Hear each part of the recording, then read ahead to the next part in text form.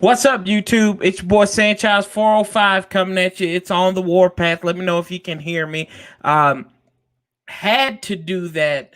Rashay Caldwell, who passed away, was gunned down in Florida, played for the Redskins back in 2017, played 9 games with the Burgundy and Gold. Tragic situation. Thoughts and prayers go out to his family. And that's just difficult. That you hate to hear that happening. But just wanted to do that little memorial for him, and just for his little bit of time he had in Washington. But y'all, I will tell you this: it has been some good things going on here. Appreciate, before we even get started, make sure you like, subscribe, comment, share this video out if you can. Just come to you on the live today. Been really busy with the Who Is series, and appreciate all the love that I'm getting from that. It has been a bit of an undertaking, but have enjoyed it to say the least. It's been fun learning about these coaches, learning about what they're doing, what they're talking about, what they're about. What's up, AM Hunter? How you doing, man? Appreciate your comments on the videos. I really do, buddy. And it's just it's been fun learning about them. Got a couple coming up this weekend, finishing up the offensive side of the ball with the offensive line coach and the tight ends coach, and then we'll move into the defense next week. But check out the one I posted today. Pete Horner, who is the the wide receivers coach. Learn a little bit about him. Interesting story about him is he has been in 2 places where Greg Minuski was the defensive coordinator. So that kind of gives you a little fun spin there as a Redskins fan. But really wanted to come talk about Ron Rivera's comments. Dwayne Haskins met with the media yesterday, and then today, Terry McLaurin and Ryan Kerrigan met with the media as well. Yeah, thank you. I appreciate it, man. Appreciate it. But for the most part, wanted to talk about that. What's up, Dubs? How you doing, bro? How you doing? Let's see here. Good to have y'all in the room. Good to have y'all in the room talking and chatting it up. But I really, and y'all know how I am on these subjects. If you see me before, I don't talk politics a lot or what's going on in the world, because that's just, I use it. This is supposed to be an escape, something fun for us to talk about. But you can't deny what's going on in the world. If there's something wrong with it, and there's something wrong with you, if you are. Ron Rivera made some interesting comments that really, I like this guy a lot, but I love this guy. I love this man now. He is not a coach. I'll tell you that right now. He is not a coach. He's a leader. That's what he's a man first, and he's a leader second. The coach is third. He wanted to understand what was going on more. He read that statement that they had prepared and did a good job reading through it. And, he didn't try to pass it off as, hey, I'm not reading a statement. He's like, hey, I've got this statement to read. And just so he got his words together, I appreciated that, and the diligence that he did to go about this and what the Redskins are doing. You can think whatever you want to about the team's name and everything, but he talked about how Dwayne Haskins went out there to DC over the weekend to experience the protest and to be about it instead of being a social media justice warrior. Chase Young was in a video, and he said he supports his players, and that's what he did. Like, I didn't have any doubt about this, because he took a chance on Eric Reed during the heat of the kneeling situation and everything that's been in the NFL, and people would say, these guys weren't blackballed. That's not true. But Danny Boy, what's up, Jay Martell? How you doing, man? Danny Boy gave $250,000 for them to start some initiatives with the team.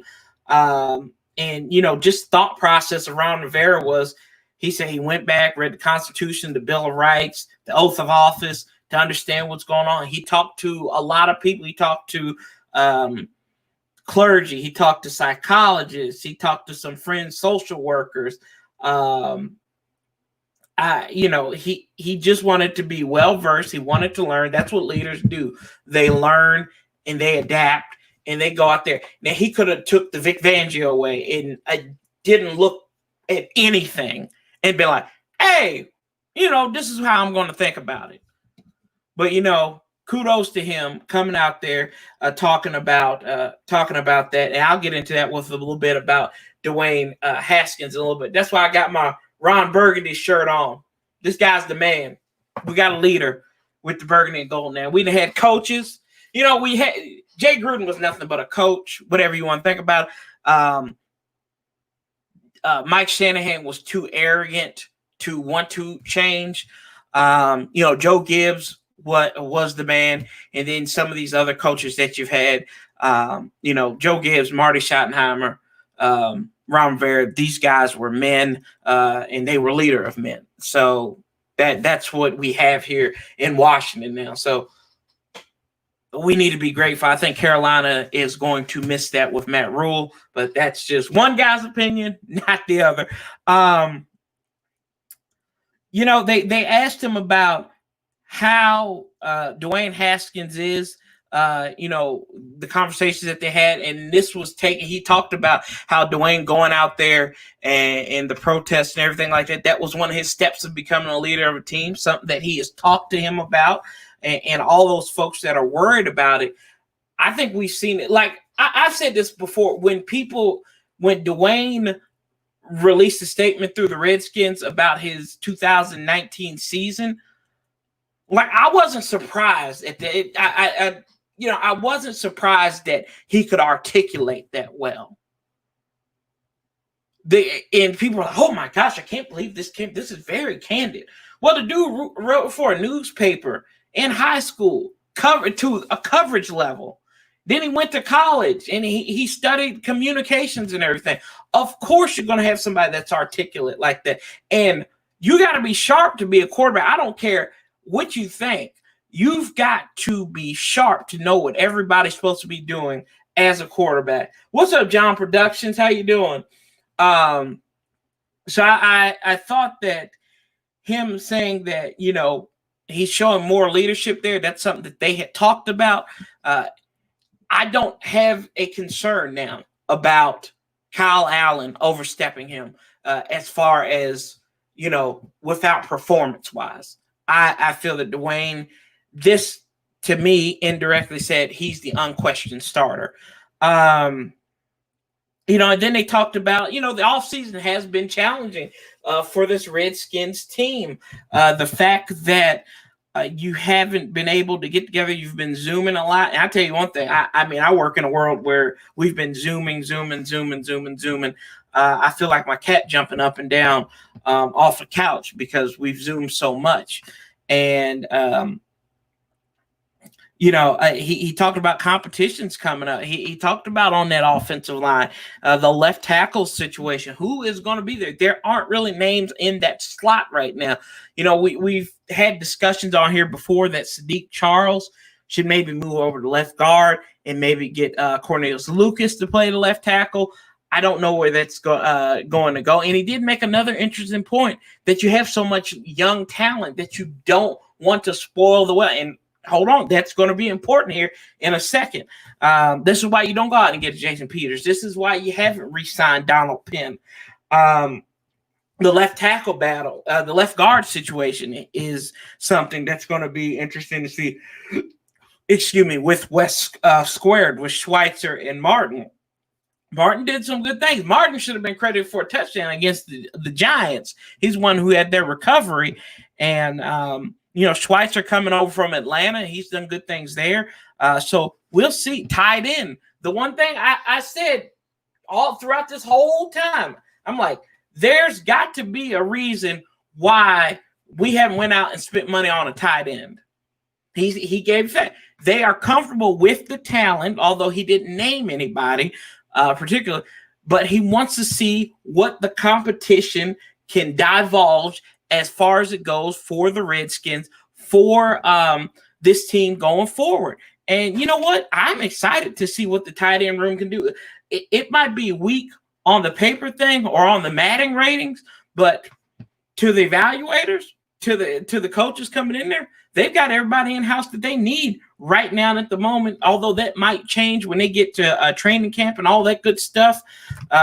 We'll see.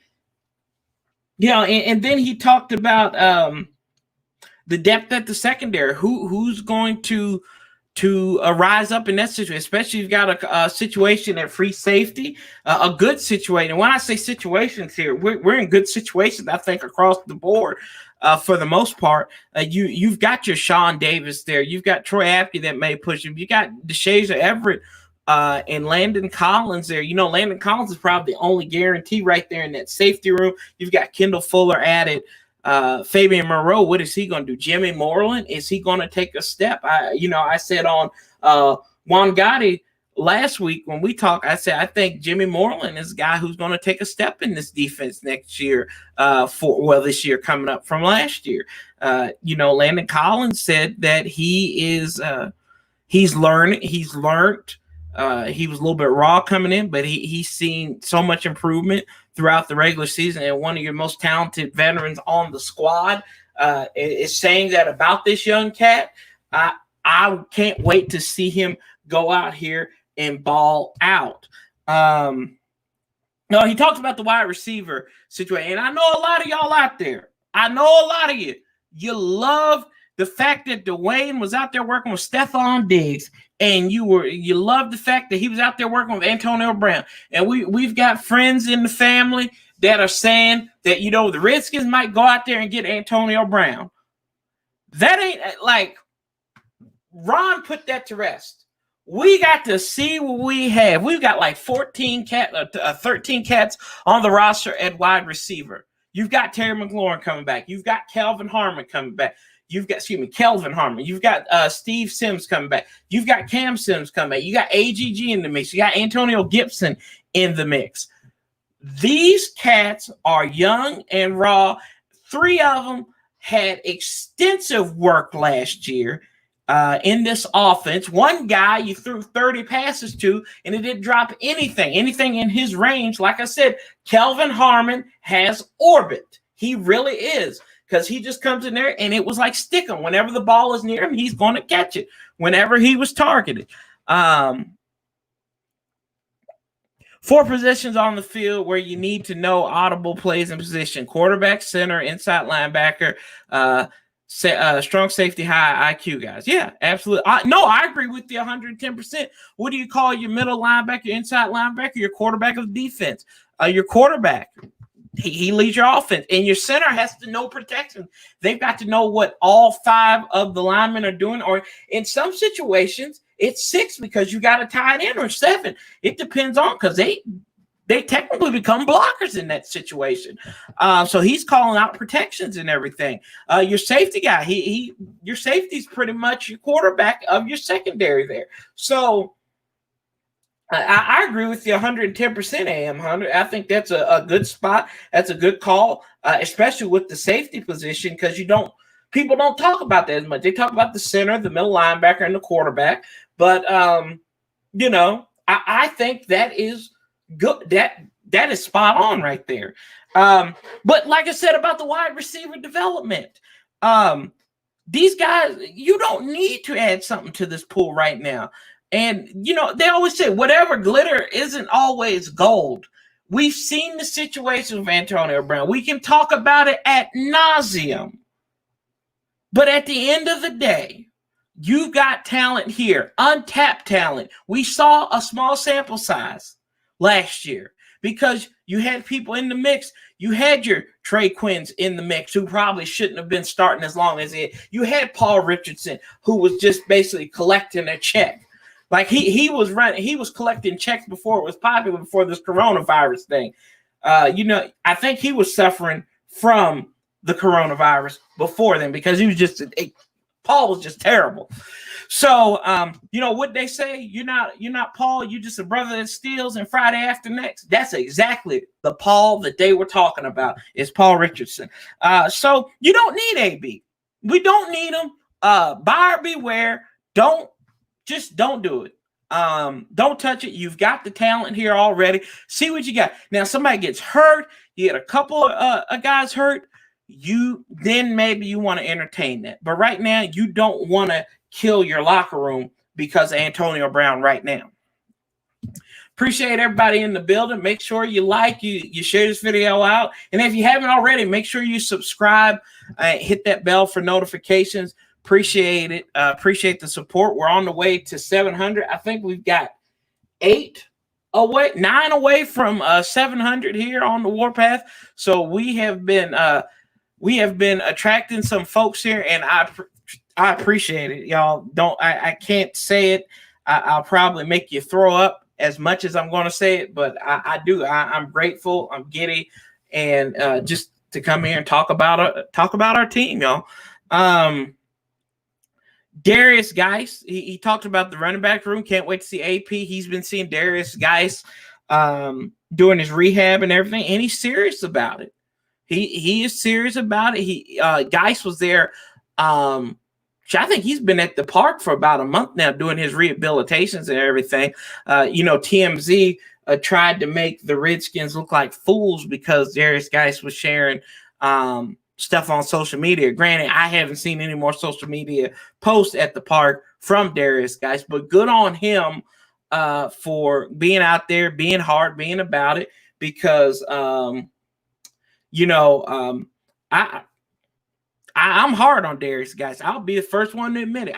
I don't know if he's going to make this roster. He probably will, but just because on his talent from college and the fact that he's the reason why Ron Rivera got fired from Carolina. He's part of that reason why. So can't wait to see what he can do. And he talked about being back in the building. That was really the title of this video, is the coaches had an opportunity to come back into the building this week. And it was good to see them there. They're getting a lot more done. Ron Rivera said, it's different from being at home. And for folks that work from home, it's a different pace. The fact that you don't have to really dress up for work like you do. Like I usually wear slacks and a button up to work. I don't do that at home when I'm working from home. I wear shorts. I wear my Ron Burgundy t-shirt that I got from Breaking Tea. Thanks, AM Hunter. I appreciate it, man. Thank you. Yes, please support. We appreciate it. I appreciate it. So, that there's a different focus there. And he said he was glad because, he got to get away from his wife. So he's finally the boss again, because we know he ain't the boss at home because Mrs. Rivera is running that and running the show to get their house up to speed. But yeah, and then going back to the Antonio Brown stuff, you don't want to stunt the growth of your wide receivers. That's one thing he said.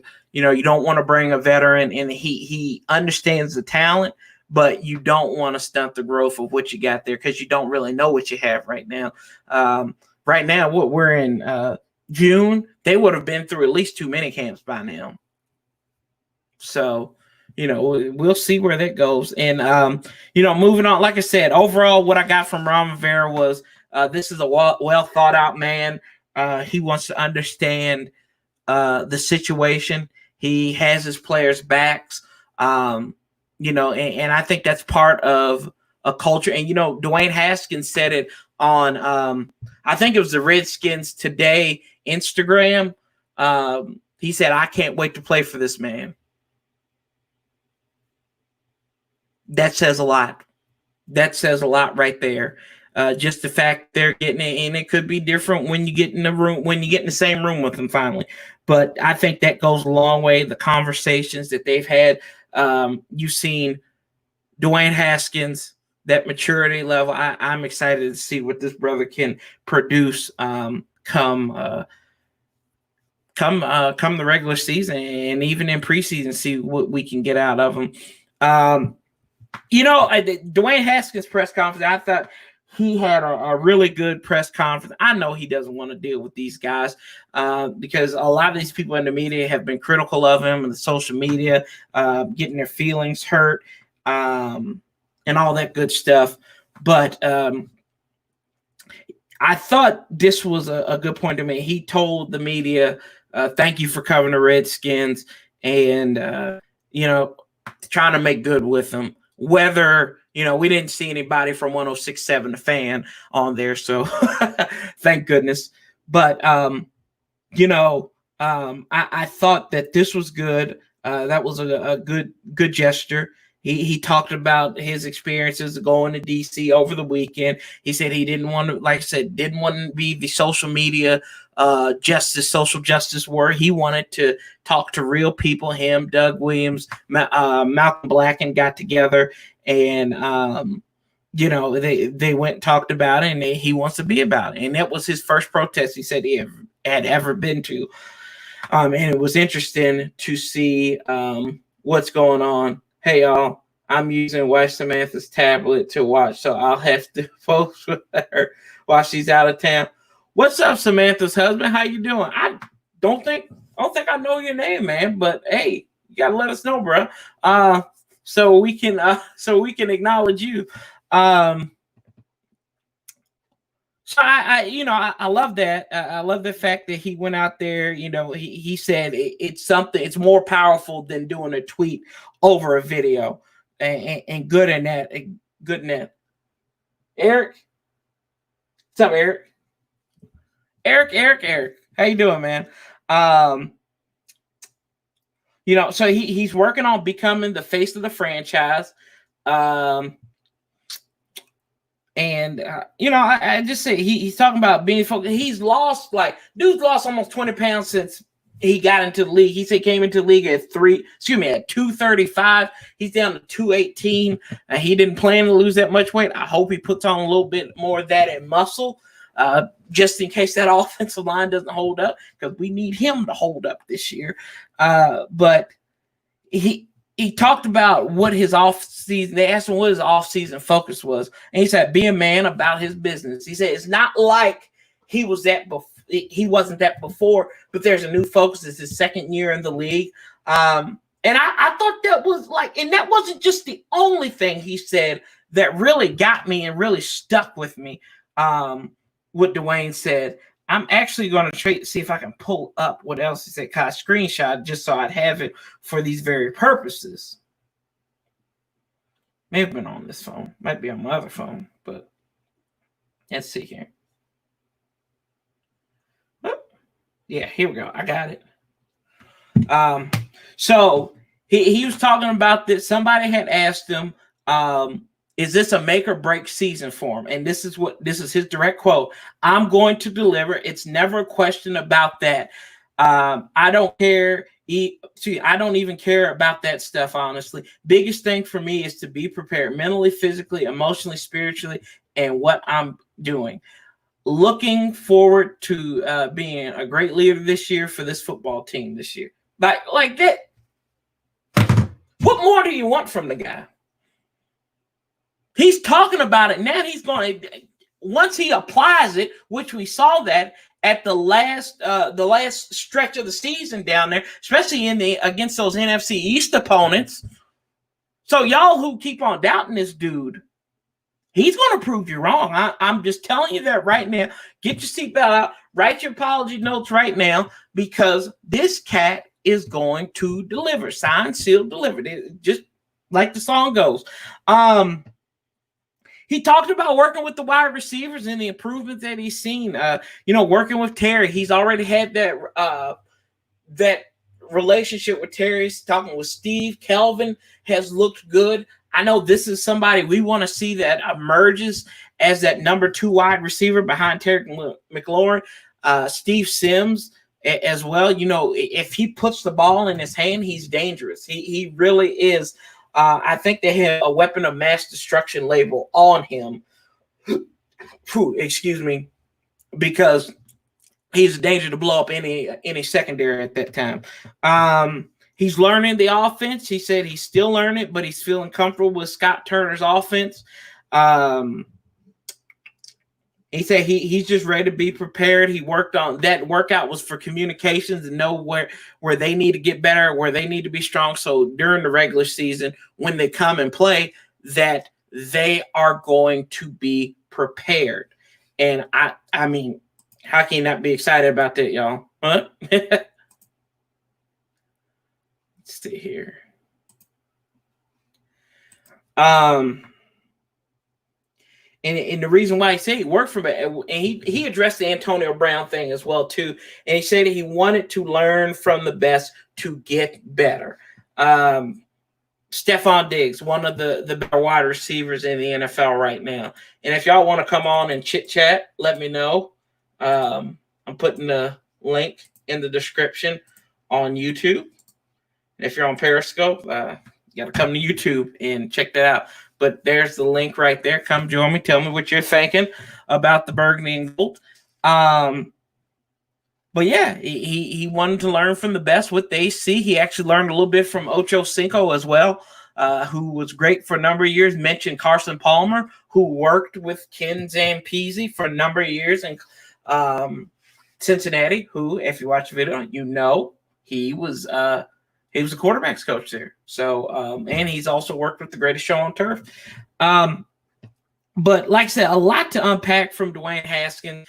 I'm just excited to see what this kid's going to do.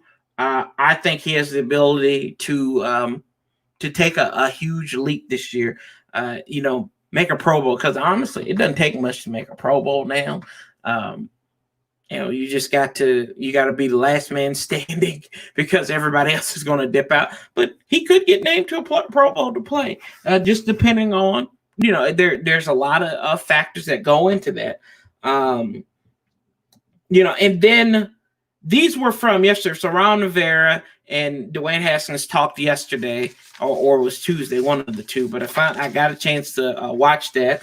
And then Terry McLaurin and Ryan Kerrigan addressed the offense, excuse me, not the offense, but the media today. And Terry McLaurin, I love listening to this dude talk. He is, I don't know what they did with this draft, but they got last year, they got some intelligent cats, some well-spoken, determined young men, and Dwayne Haskins, Terry McLaurin, who can be the faces of this franchise. I think I was seeing somewhere, I think I saw on Twitter where Pro Football Focus ranked Terry McLaurin the second highest rookie receiver during the decade, behind Odell Beckham. That's good company. So you got the talent of an Odell Beckham, but none of the headache. So that's a win for us, right? He talked about, and what blew my mind was, he said he had been working out since the Wednesday after the Super Bowl, before all the virus hit and everything and the quarantines and stuff. He was already going back to work. He said he had took the month of January off because it had been a whirlwind year. Because really, if you think about it, he had been preparing, for the draft. And he played a full slate of schedule of football in the 18 season. Then he got to working with the draft. Then he played the whole 19 season trying to get that roster. He is, dude, he was cashed out, but he took a month off, and now he's ready to rock and roll. Old Scary Terry looks jacked. Yeah, they all look jacked, man. He's going to jack somebody up. I tell you that much right now. And he said some interesting things. He's like, you have to be prepared. You got to be prepared for anything. That's why you're a professional. It makes sense, but some people don't come prepared. So it's good to know that he has that mentality. He said some other nuggets in here that I'll get to in a second. Talked about how he can become a better receiver, attack the ball, become more aggressive, and be successful on those contested catches. running cleaner routes. And he said studying, not only studying his opponent, but it's studying what he does. He makes mention that now there's a whole year worth of film on him. So how is he going to adjust to how these pros adjust now? It's not he's not in Columbus anymore. He realizes that he's in the National Football League. He's got to prepare like a professional. This is his job. This is what he's supposed to do. He talked about Hostler and Turner wanting him to play the X receiver, where he's that guy who's one-on-one with the corner right there. The furthest guy from the tight end, really out on his own island, and seeing how he can become better to do all things in the offense. Like, he doesn't want to just be specifically an X receiver, but he wants to learn how to play the slot. He wants to learn how to play that Z that Z receiver as well too. But he wants to execute wherever they tell him to play at. He talked about some of his teammates. He's seen the improvements in Kelvin Harmon. Said Kelvin looks faster than he's ever been before, and that's a plus right there.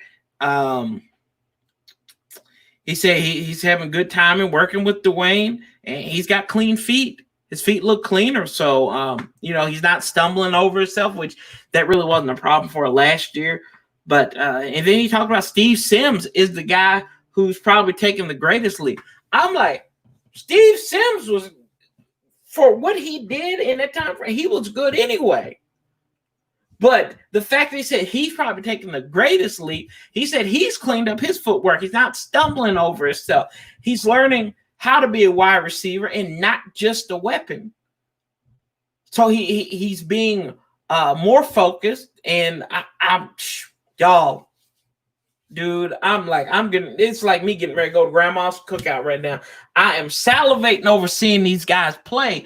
And they asked him what motivated him in getting better and everything, and his mindset. And his mindset is, he's like, I can't afford to lose. Reps, time, anything. You got to win at everything. Because, like I said, the biggest word that we know for the Redskins in 2020 during the offseason, the big word is what? Competition. That C word. Yes, competition. You got to win. There aren't, in the NFL there are, but there's not supposed to be ties in competition.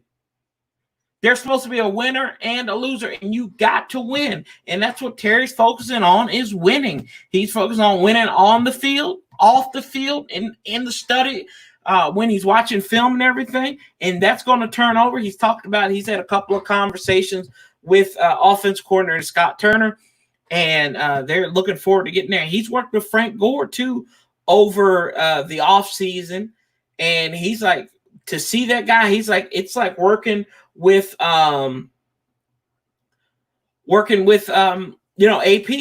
the way those guys don't quit. They make the people around them want to be better. I love the fact that he's been able to see these guys in Florida and work out with them as well and get these corners. Frank Gore, that's just going to be the work you put in is going to roll over into September, October, November, December, hopefully January, in the early February. But yeah, I'm loving what I'm hearing from these cats. What's up, Juan Gotti? How you doing, bro? What's up, man? Good to see you. Thanks for stopping by. I stopped by and listened to you, but you jumped off before I could comment on it. Terry and Sims route running will throttle NFL corners and beyond. They're ridiculous, right? Yep, that's right.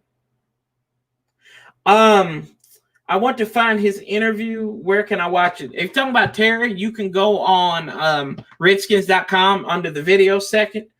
They have it there in the app. It's there. There's also a channel here, Sports Talking. He does Sports Talk. He does Redskin videos where he'll post them on there as well. What's up, Skins fan? All day. How you doing, fam? How you doing, man? Thanks for stopping by. Appreciate you, bro. Appreciate all y'all stopping by. So, and then the fourth interview that was held. It was held today. Was Ryan Kerrigan. And Ryan Kerrigan's in an interesting situation here, boys and girls. The fact that he's had to ask questions about him losing time and him being replaced. And he answered about as best as he could, to be honest with you. He said he wants to be here. He said all the right things. He said he wants to be here for the long haul.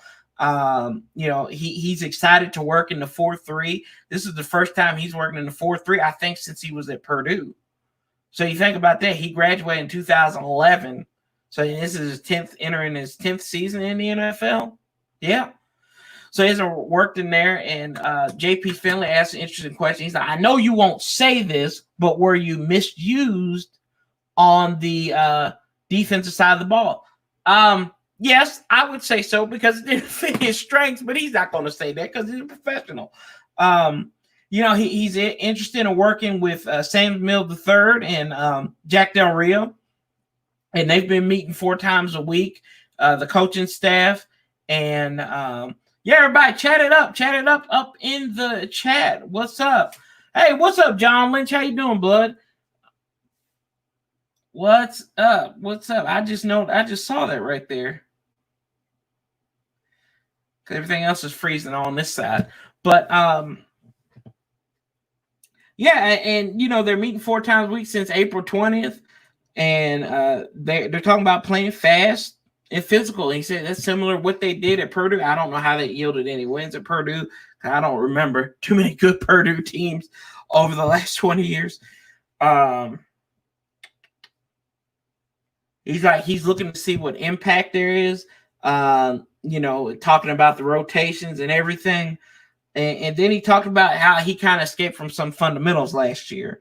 And he gave Chase Young some compliments there about him picking up the defense quickly. Yes, he's picking up the defense quickly. We knew that was going to happen, though, right? We knew Chase was going to pick up the defense. That's what you got. You got this sort of all-world talent now. And he talks about having reasonable expectations. I thought he was a breath of fresh air, because right now we said, and we've all said it, I've said it, everybody, all our Redskin YouTube community has said it. We have high hopes for this team. We think this team is going to be different this year. I believe that. But it's all on paper right now. You've got to go out there and execute it. I think I said, we get tied up in looking at the Madden ratings. Like I said about the tight ends earlier. Everything looks good from a Madden's perspective, or everything looks terrible from a Madden's perspective. The only thing that's going to work is when they go out there and execute, and how they compare and compete against other teams and against each other, right? So right now, he said he agrees. We have a lot of talent, but talent ain't nothing if you don't focus it. If I was Ryan in that pressure, I would have been brutal. Yeah, there was a lot of opportunity for him to be honest. I think he beat around the bush a little too much. He did give some nuggets, but he didn't give too many that I was like, you know what? This makes sense. He's looking to get a lot of production out of the edge. So between him, Chase, Montez, hopefully they're going to get a lot of production there. And he talked about he's had to work off kilter this year. Instead of pushing the slide, he's had to push his car while his wife was in there in neutral. So that's pretty interesting there. But Ryan Kerrigan, I think Ryan, from the press conference, I feel like Ryan sees the writing on the wall. He said the right things. He didn't push the envelope too much. He kind of left it all up to speculation. He kind of let you feel like, hey, I'm here. I want to be here. I've been here for 10 years, pretty much 9 years, 10 seasons. So, I mean, it is what it is with Ryan Kerrigan. But y'all tell me what y'all are thinking on there. Got some new stuff up here, by the way. Found in my old when I just moved, found some new pennants up top. If you see that one right there, that's the U Crew right there at the top. So it's got Clinton Porter, Santana Moss, and Sean Taylor on there. That's one of my favorite, and it's got their signatures on it too. And then I've got a Darryl Green one over here to the other side. So yeah, adding to the wall. Finally, had to take them things out of storage. But a couple of things coming up here on the channel. Going to try to complete the Who Is series here in the next 10 to 15 days so we can move on. And so you know who the coaching staff is. Like I said earlier, if you've watched them, I'm going to bundle the assistant coach. So there's like 3 assistant position coaches. I think you've got one on the offensive line. You've got one on the defensive line. You've got 3 in the secondary. I don't know, but they've all got interesting stories. The linebackers coach is pretty interesting. Shout out to Ben Jacobs, who I didn't cover it at first in the Nick Katzer video, but he is the special teams assistant coach to the special teams side. So Nick Katzer, he'll help out Nick Katzer there. And I think he played in Carolina for a couple of years as a player. I think even as of 2018, he had played for him because there was a picture on his Wikipedia page. But there's a lot of information out there. I know B Nizzle comes out here and he gave a comment that I really appreciated. It meant a lot, about just focusing on the craft. And I appreciate all y'all coming on here. Whether you say hi, whether you say what your thoughts are on the team. And like I say, if you have any questions for me, ask me what do I think about certain situations going on in the NFL. I'm more than happy to answer that here. I just want to come on here for about an hour, talk to you, break down those press conferences. One interesting thing that I did not mention in one of the videos, but the fact that AGG is working out with Anquan Bolden. There's a connection. I always told y'all. Whatever told you. There's always a connection. Who was his position? Who's Anquan Bolden's position coach in Baltimore? Jim Hostler, right? So you don't think there's a connection right there? Come on now, y'all. There's always a connection. It could be us, Superchargers, 49ers, leading the league in sacks. Man, you named some classic names on the wall. Yeah. There's some classic names on there, bro. Yeah, there sure is. And if y'all also, there is a YouTuber on here, HTTR 1938. That's 2 words.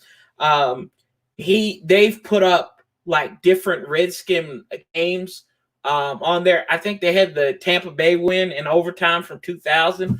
That was a fun game to watch, and it's not the TV broadcasters, but it's Frank Herzog and Sonny Jurgensen and Sam Huff.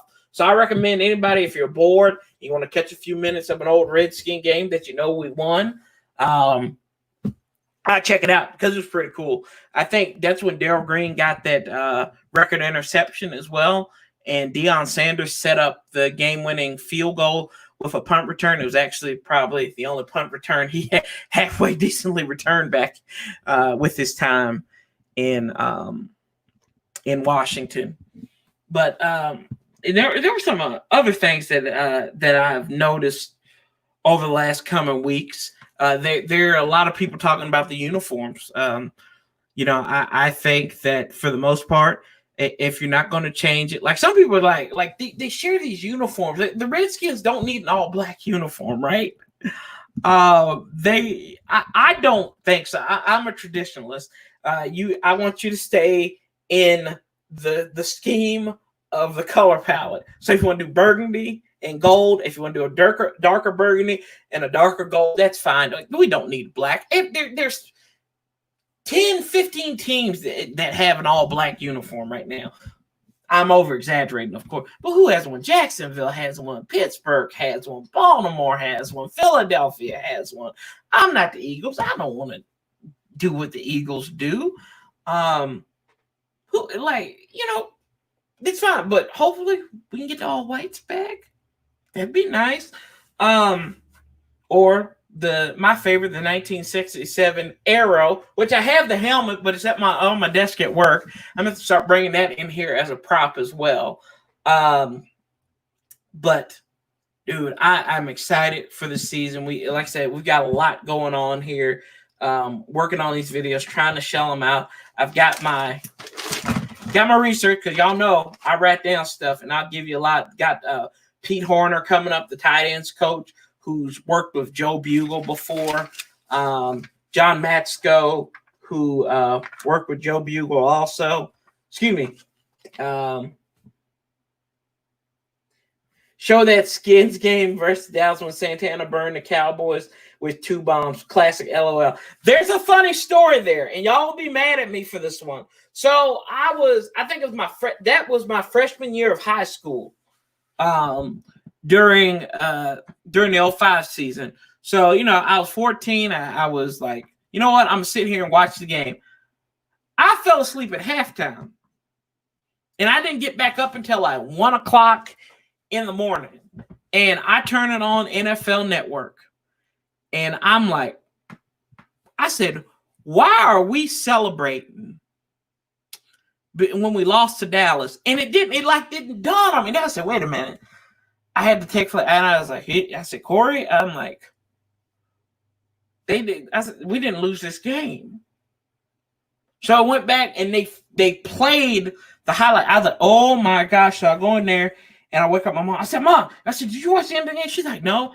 I'm like, we won. And she's like, what? What? They were terrible. Dude, I am so mad at myself. I am mad at myself to this very day because of that. I fell asleep on that game. But, you know, I think I made up for it. I've made up for it in recent years. I got to see when Troy Vincent blocked the field goal and Sean Taylor took it back and got that face mask, and Novak kicked that field goal. And I've seen our comeback against Tampa Bay in recent years. So I think I've made up for it more often than not, but I still hate myself for that one. I still can't believe, because anybody that knows me personally, I can fall asleep anywhere. I've fallen asleep with a car hitting my house. So I can fall asleep anywhere. I've fallen asleep in the middle of conversations. Well, let's see here. I've got a couple of other things here to talk about before I wrap it up. And like I say, if y'all have any questions, let me know. Let's see here. Twitter. I tell you, I am not embarrassed. I'm not embarrassed to share that story. Most people wouldn't share that story with you. Oh, shoot. Why did I can't believe I forgot this. I wrote it down too. They're going to make Doug Williams' story into a movie. I am so excited, to see that. The guy who did, he's done some movies before, but according to Deadline, they're going to take the Doug Williams story, the guy who did Night School and Girls Trip and What Men Want. I think sleep and Redskins shaking my head, LOL. I had to go to school the next day.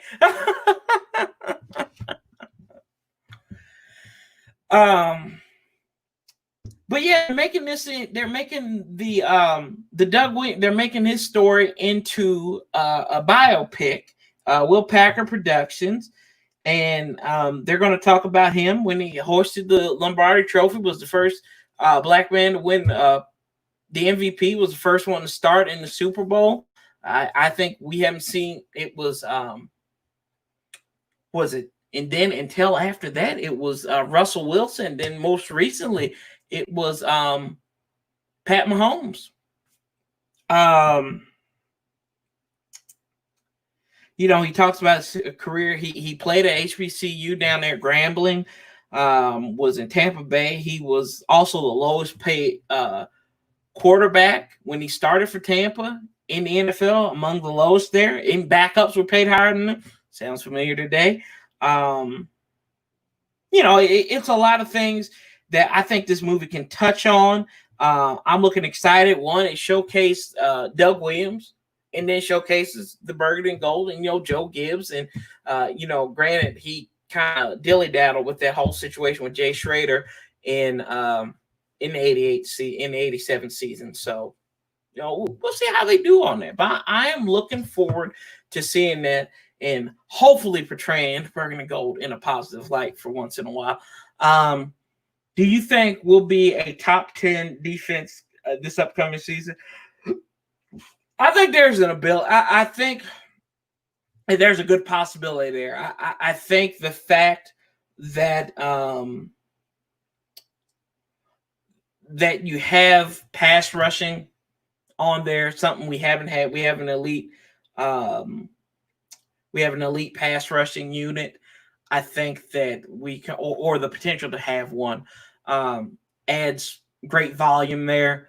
I think we could finish 9th, 8th in defense. I think turnovers are going to be big too. Like, sacks are great, but sacks are enough. You're going to have to. There's 3 things you got to do. You got to pressure the quarterback, right? You got to force turn. You got to stop. You got to stop them on 3rd down. You got to force turnovers. You got to do those 3 things. If you can round up, I think if we can finish in the top 10, 15, and those will be a top 10 defense in those 3 categories. Yardage will come and go with that. But I think to be an effective defense, you have to do that. That's what Kansas City did this past year. Hope it'll be a really good projection. I hope so too. Skins D, 40 sacks are over. You know what? I'll say over. I'll go 45.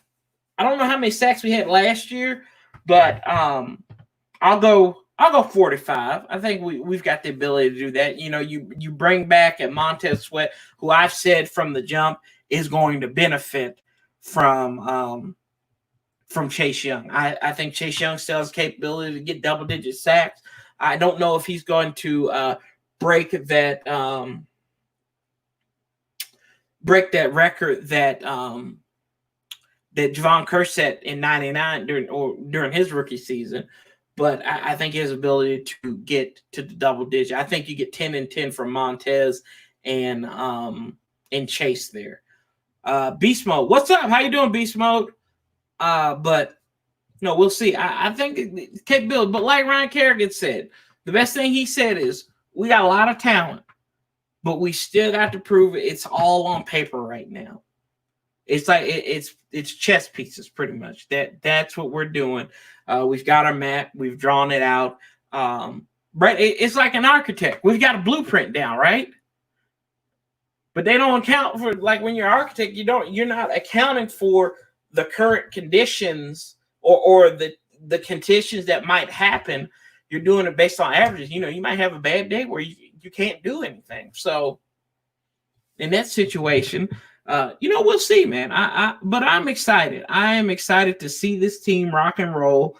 It's been too long since the Redskins have won a game. It hasn't been since Thanksgiving weekend. So the Redskins haven't won a game since Thanksgiving weekend. Haven't won at home since before Thanksgiving, and haven't won in the division since they beat Dallas. Right? Dallas or the Giants, one of those two.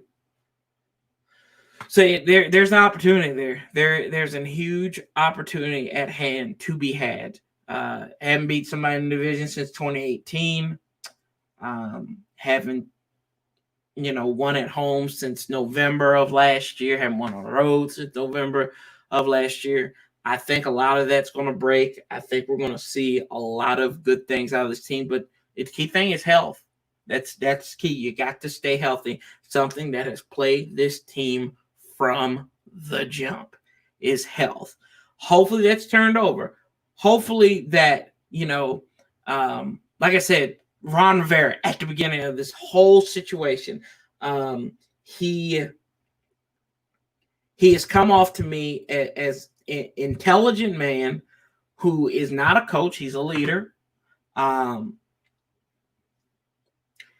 This defense is capable of creating problems throughout the year. Yeah, you're right, Jay. I think so. And you look at Jack Del Rio. I mean, we can't discredit Jack Del Rio whatsoever. He has a track record of making terrible defenses a whole lot better. Joe Gill in Pittsburgh could be the first basketball inserted Terry Bradshaw back there. Yeah, I remember. I remember reading about Joe Gill, and that sent him into a spiral too, didn't it? Because they were battling neck and neck, and actually, I think Joe was starting over Terry at the time. That could have been Joe on Fox NFL Sunday.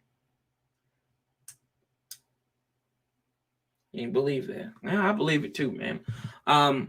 But yeah, like I said, guys, tell me what you're thinking. If there's something you want to see me feature on the channel, let me know. I'm always open to ideas.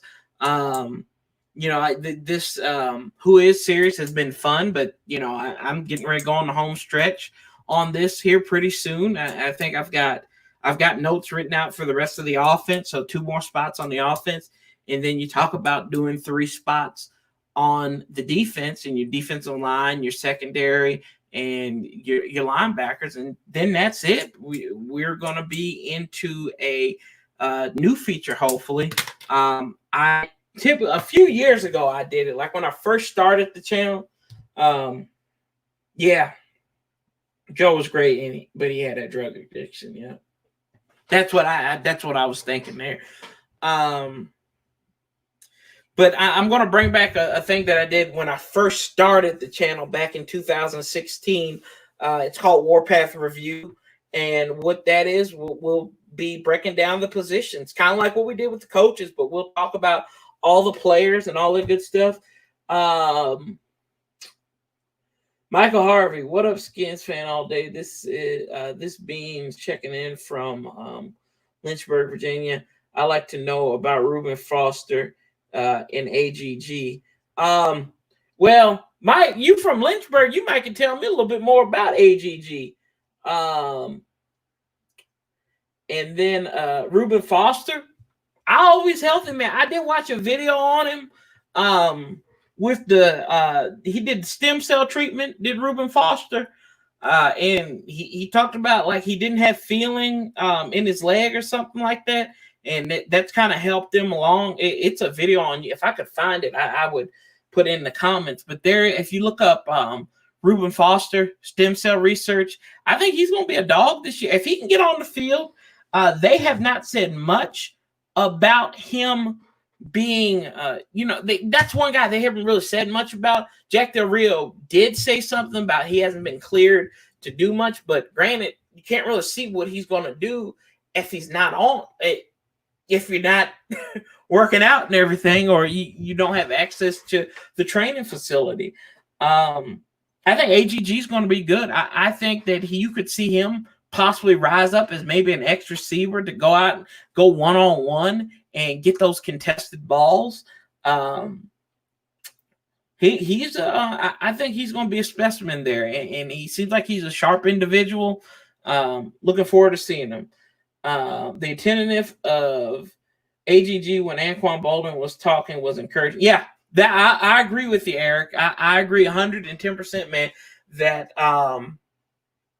is that's key, and that's what he's learning right now, and experiences you learning from the best. Anquan Bolden,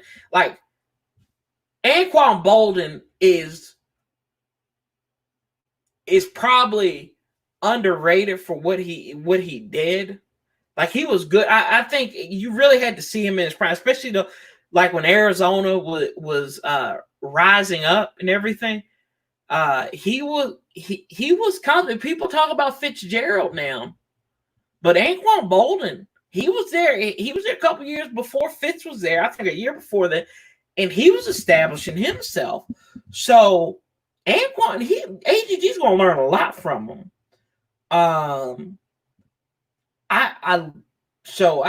think he went to one of the right guys. Anquan, constant professional, did a lot, had good speed, good mix of size and everything there. Could catch anything that was thrown to him. But I remember them years. Arizona is Bolden is a pro, homie. Yeah, you're right. Do you think AGG could be a good Brandon Marshall, be as good as Brandon Marshall in this league? Yeah, I mean, I don't see why not. I think a lot that held Brandon Marshall was a talent, man. I think a lot of what Brandon Marshall's problem was, it was up here, and it was clinically diagnosed. I'm not saying that he was nuts, but there was some disorders there. There is a chance, though. What's up, Redskins fan diehard? There's a chance, yeah. But I'm not a big fan, and I do it, but I'm not a big fan of comparing players to other players. They might have a certain quality, but AGG is going to be AGG. Whether it's better than a Brandon Marshall or Anquan Bolden or right there at par, he's going to be his own version of that. It's the same thing I say with Dwayne Haskins right now. No, I don't think Emmanuel Hall is going to make the roster. Nah, don't think so. That's a wide receiver, right? That's one of the wide receivers on the. I don't think Emmanuel Hall is going to make it. I know people have talked about he might make the practice squad, but who's the right kid that they got to? I can get this up.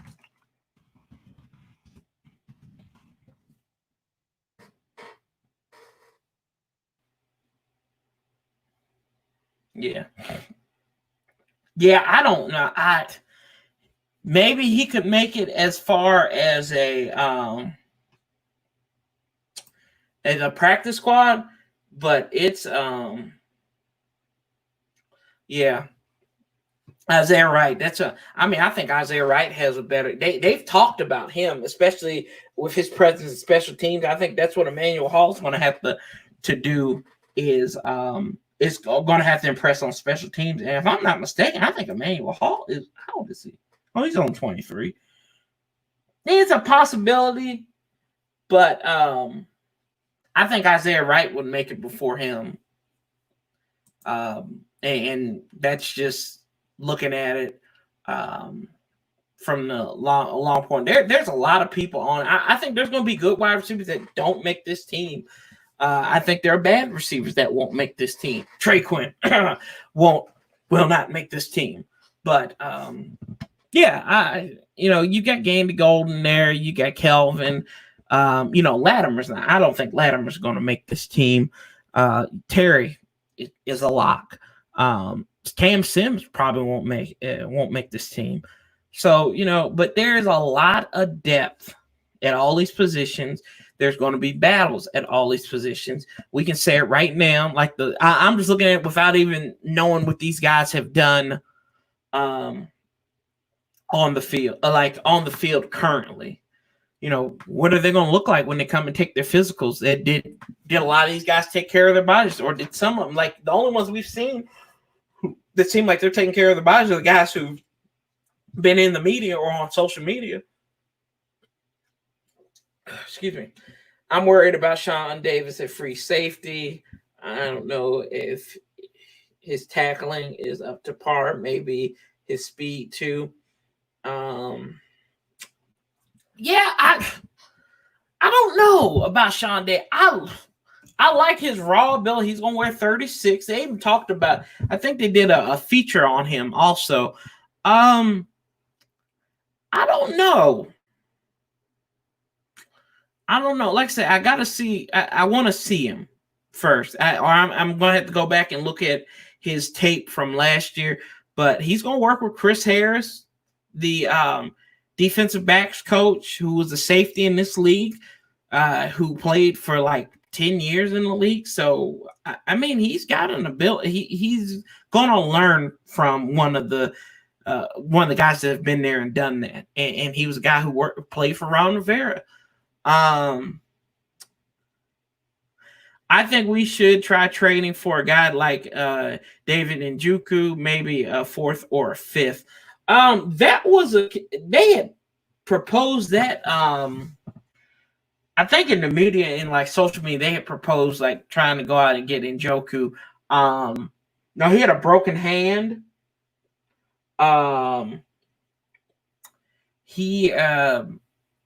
So I don't really know. A wide receiver broken hand. I mean, a tight end with a broken hand. That little worrisome there. I don't know like how his rehab is going. I haven't really looked that much into it. But you know, if he's healthy, and the Redskins do find out they need that help at tight end, I don't see why a fifth round pick. You got a fifth round pick for Kyle Allen. Or vice versa, you traded your fifth round pick for Kyle Allen. So I don't see if Cleveland's willing to accept it because he's getting relegated to second team now since Hooper's up there. I think the back end will be okay. Redskins diehard fan. Yeah, I think, like I said, the back end I think will be fine. You got two good corners that can hopefully make up for you've got one good corner, and then you've got a couple other question marks. Kendall Fuller is the one good. Fabian Monroe, he's the unknown there. So we'll see. We will see coming up this season. Can't wait for them to get back to training camp. Make sure, and like I said before, I just was going to come on here for an hour, chit-chat it up. Make sure everybody is Morgan Moses in competition for every. I don't think so. For as much as crap as we give Morgan Moses, as much crap as we give him, right, y'all? He's been available. I give him a lot of crap. I do. I give him a lot of crap because I think his focus is trash. I don't think his abilities are trash. I think his focus is. Last year, it was obvious that a lot of that was up here and not right here. The fact that he went brain neutral on that false start against San Francisco. I don't know. But you never know. Cornelius Lucas, if they find out that Sadiq is going to be the left tackle, maybe Cornelius Lucas will come in there. We should start Lucas at right tackle and Sadiq at left tackle. Oh man, don't do Morgan like that, y'all. Don't do it. Everybody gets a redo. Everybody gets a mulligan for last year. Oh, but let's see. Focus is the game in pro football. Yep, you're right. And his focus has not been there. And granted, that could be a multiple thing. And I mean, he's a grown man, and you can chalk that up to coaching. What did Bill Callahan tell them in the room? What did Jay Gruden tell them? What did Kevin O'Connell focus on when he was talking to him? Like, did they think that was all right just to let him do that, or to say, hey, like there's got to be repercussions for what you do? Y'all think they will allow fans this year at training camp? I've never been and dying to go. I don't think they're going to allow fans at training camp, Eric. I think that they're going to, because it's going to be this social distance stuff. Like, it's going to be Ashburn. It's not going to be in Richmond. So I doubt they'll let fans there unless it's like some exclusive BS that they might do with the NFL. But I don't think we're going to see anybody there. Besides, I think they're going to be very close knit with the media being there too. So to keep up with those fans, I think that's going to be crazy, and fans on top of each other and all that craziness. I think it just makes for a disaster and a half when you're trying to focus on your product and everything. I've been to Ashburn. I've never been to Richmond. Granted, I like going to Ashburn better than Richmond. I haven't been. How can I say that? But I just feel like I don't like driving in Richmond. Jay Martell with the first hot take of the year. Moses on the bench for next year. I'm calling it. Yes, I agree. Lucas is a better right tackle. It's a better right tackle. I got you. The offensive line play. Chris Williams. Offensive line play good, and the quarterback should be okay. Yeah, you're right. Don't Ashburn got yes. Ashburn has a bubble there. Mike Harvey.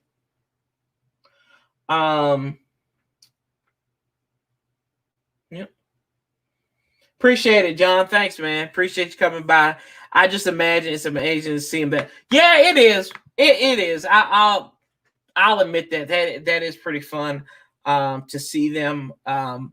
Some of them aren't as big, aren't as big as you think they are in person, and then some are bigger than you think in person. Like I remember, I went to the Giants game back around the holiday this past year. Granted, that's where this picture came from. And to see them up close, like I saw Sunburn as the long snapper, and that guy's not as big as I thought he was going to be. So and it is an interesting dynamic there. I got to cover high school football in the area, and just to see how you go from watching kids playing on Friday nights to seeing these grown men play on Sunday. And then I got to see Division II college football, and just to see the gradual step up and see what they do and put in the work. And then you go to the professional athlete realm. It's wow. It's something, man. I tell you what. But I'm going to hop up off of here, y'all. I appreciate everybody coming by, chatting it up, questions, answers y'all that you give me, your feedback. Stay tuned for a lot more things coming out. Eric, we appreciate you coming by. John, Mike Harvey, Chris Williams, Jay Martell, John Productions, thanks for coming by. I know Juan Gotti was up in there earlier. Redskin diehard fan, appreciate you coming by. Talking to AM Hunter, as always, Beast Mode. Anna, thank you for coming by. Skins fan all day. John Lynch, all of you guys, appreciate you coming in here, talking, chatting it up for a little bit. I love you guys. I appreciate it. Make sure you watch the videos on the Who Is series. Leave your comments there, like those videos, and share them out. Pretty fun information to have about our coaching staff. Know where they're coming from. But as always, I'm St. Charles 405. I love you guys. And I'm saying, when do you think hey, I got one more question. When do you think we are going back to Super Bowl? David, I have no earthly idea. Let's say in the next 5 years. But as always, y'all, I love you guys. I appreciate it. And as always, I'm St. Charles 405. Love, peace, and hail. I'll be talking to you real soon. I'm out.